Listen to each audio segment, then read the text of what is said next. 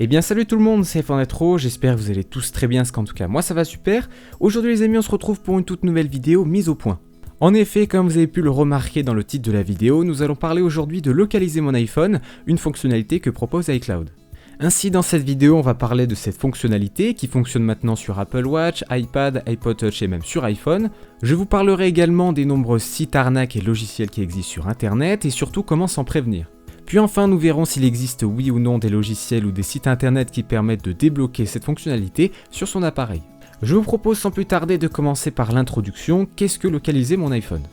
Alors pour les personnes qui ne le savent pas, c'est une fonctionnalité qui est mise en place depuis iOS 7 avec iCloud. Vous n'êtes normalement pas sans savoir que votre appareil Apple, votre iDevice est connecté à votre compte Apple. En effet, lors du premier démarrage de votre appareil, vous avez un petit setup à réaliser et dans ce setup, vous allez devoir vous connecter avec votre compte. Quelques étapes plus tard, on vous demandera si oui ou non vous voulez que vous soyez localisé et activer cette fonctionnalité. La plupart des gens choisissent de l'activer, c'est une fonctionnalité qui est recommandée par Apple et qui est plutôt efficace. En effet, si vous perdez votre appareil et que vous le faites voler, vous allez pouvoir aller sur le site d'iCloud, sur la fonction localiser mon iPhone, pour voir où il se trouve sur la carte. Plusieurs choix se proposent à vous, vous allez pouvoir soit le désactiver, soit faire afficher un message ou bien même le faire sonner. Même si vous oubliez de l'effacer à distance ou de le bloquer à distance, localiser mon iPhone est une technologie qui permet de nativement le bloquer. Admettons par exemple que vous perdez votre iPhone dans la rue, une personne va le retrouver, il va tenter donc de le restaurer, donc il va le mettre en DFU pour le restaurer intégralement. Donc là, jusqu'ici, ça fonctionne très bien, il va pouvoir le mettre à jour, nickel, et une fois arrivé sur la méthode de setup, donc c'est-à-dire à configurer les langues, le Wi-Fi, etc., donc c'est un petit menu que je vous présente en vidéo actuellement, il va être bloqué parce qu'il va falloir en fait qu'il saisisse le mot de passe qui est lié à cet appareil. Donc pour faire simple, c'est le mot de passe de votre compte Apple qui est automatiquement reconnu et qui est toujours présent en fait dans l'appareil, c'est dans une partie spécifique du téléphone qui ne peut pas être effacée. Voilà ce que c'est la fonction localiser mon iPhone. Aujourd'hui cette vidéo elle est plus centralisée sur le bypass de iCloud, c'est-à-dire le fait de faire passer le téléphone, enfin de le déverrouiller sans avoir l'ID ni le mot de passe du compte Apple associé à l'appareil. Alors bien entendu il y a plusieurs personnes qui peuvent être intéressées à faire cette manipulation, comme malheureusement les voleurs, les personnes qui ont trouvé un téléphone, mais également des personnes honnêtes. Alors qu'est-ce que j'entends par personnes honnêtes ? Eh bien c'est le fait d'acheter par exemple en occasion un téléphone et puis vous vous retrouvez avec ce message d'activation. Ou même par exemple vous avez votre grand-père qui vous donne son iPhone et il a totalement oublié son identifiant ainsi que son mot de passe. Donc vraiment ces cas sont assez courants, notamment pour le premier, le cas de l'occasion, vous pouvez très souvent vous faire avoir, donc faites attention déjà aux premières fois que vous allez acheter votre appareil.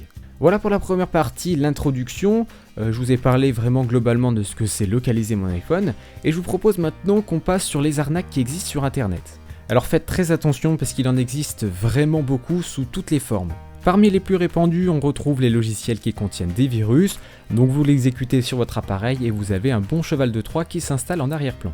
Donc faites bien attention où vous téléchargez ce genre de logiciel, et pour vous éviter des recherches inutiles, je vous dis honnêtement qu'il n'existe pas de logiciel qui permette de réaliser ce genre d'action disponible sur internet pour le moment. Le second type d'arnaque le plus populaire est le site internet. Ce que je vous propose de faire dans cette petite partie, c'est d'analyser un site internet qui est avéré comme étant un scam, c'est-à-dire que le site internet ne vous propose pas de réelle solution, cependant vous pouvez toutefois acheter sur le site. Pour l'exemple, j'ai donc choisi iPhoneemail.net, un site qui apparaît dans les premières suggestions Google et qui à première vue paraît totalement légitime. En effet, qu'est-ce qui nous fait penser à première vue que le site est légitime et qui nous donne envie d'acheter sur ce site ? Premier point, on voit déjà le design qui est plutôt correct, assez travaillé. On a directement l'intégration des réseaux sociaux qui nous force à dire que le site est présent sur Facebook, Twitter, Google par exemple, donc ce pourrait être un petit moyen de levier pour dire que le site est légitime. Autre point intéressant, on remarque en haut à gauche que le site possède un petit cadenas vert verrouillé, c'est-à-dire qu'il fonctionne sous HTTPS. Contrairement à ce que beaucoup de gens disent qu'il faut 100% se fier au HTTPS, je vais vous démontrer juste après que ce n'est pas forcément le cas. On remarque si on descend un petit peu plus en bas dans la page que le site est présent sur trustreview.net, un site qui permet de recenser les avis des clients. Donc là dans ce widget tout est en vert, le site est noté comme étant excellent, 9,4 sur 10, vous avez même comme par hasard des avis des gens qui disent que ça fonctionne sans problème en 3 jours, etc. Là encore vous allez voir que c'est un petit peu truqué ce genre de choses. Si on se rend maintenant dans iCloud Unlock, on peut voir le prix qui est plutôt attractif. Je vous propose maintenant qu'on voit l'envers du décor et je vais vous expliquer tous les points que je vous ai dit juste avant sur comment ils peuvent être contournés. Je vous propose de commencer par le HTTPS qui est présent sur ce site internet. Si on vous a très longuement dit que si vous voyez le petit cadenas en haut, vous pouvez 100% vous fier à un site internet, eh bien c'est pas tout à fait vrai. Alors certes c'est un indicateur de sûreté qu'il ne faut pas négliger non plus, c'est sûr que là le site n'aurait pas eu le cadenas, c'était quasiment sûr que je n'allais pas y aller dessus. Pour obtenir ce certificat, il vous faut donc payer un site internet, un serveur qui va vous délivrer un certificat. Il existe différentes autorités de certificats qui peuvent vous le délivrer. Ça commence donc à 0 € pour avoir un certificat SSL gratuit, jusqu'à 1749 € et même voire plus pour un certificat comme Symantec par exemple. Voilà ce qu'on pouvait dire sur le certificat SSL, donc le petit cadenas qu'on retrouve en haut à gauche. Il faut s'y fier, mais attention quand même, sur certains endroits, il n'est pas forcément gage de qualité et surtout de sécurité. Comme je vous l'ai dit précédemment, le prix est plutôt attractif. En effet, on a du 40 € environ pour un déblocage qui dure 1 ou 3 jours. Donc pour un tel prix, on va se dire, eh bien je vais prendre le risque, si ça marche tant mieux, si ça marche pas tant pis. Et donc au final ça nous coûtera 40 € et pas 180, 200 € comme les autres sites qui sont aussi des arnaques. Donc honnêtement c'est quand même plutôt bien joué parce qu'ils vont plus se concentrer sur la quantité de gens qui vont se faire avoir plutôt que sur la qualité entre guillemets, une personne qui va payer 200 € plutôt que 50 personnes qui vont payer 40 €. À ce prix-là, ils sont en plus quasiment sûrs que vous n'allez pas faire un scandale. En effet, en vous disant que si ça marche, tant pis, et si ça marche, tant mieux, eh bien vous n'allez pas porter plainte ou autre pour récupérer votre argent, vu que cette somme est relativement faible. Passons maintenant à trustreview.net, un site qui vous propose donc comme je l'ai dit de recenser tous les avis des clients et comme on peut voir sur ce site, eh bien apparemment il est plutôt bien noté. Bon alors bien entendu, je pense que vous l'aurez compris, il y a de très nombreuses façons de pouvoir acheter des reviews, ça existe de très nombreuses façons sur l'App Store, sur le Play Store, sur n'importe quelle plateforme, de toute manière vous allez trouver des bots où vous payez des gens, donc une société, qui va poster sur le site internet des faux avis justement sur dire que ça fonctionne bien, vous allez avoir des petits avis qui vont être moins bons pour justement paraître plus vrais, etc. Si maintenant on se rend sur le site scamanalyse.com, un site internet qui est spécialisé pour tester les sites internet qui sont un peu douteux, et donc si on rentre le site internet iPhoneemail.net, on se rend compte qu'on n'est pas du tout sur le même avis que trustreview.net. En effet, on est plus à du 37% que le site soit safe, ce qui est plutôt très faible. Je n'ai pas choisi par hasard iPhoneemail.net car c'est vraiment un site qui je trouvais quand même vachement spécialisé dans l'arnaque.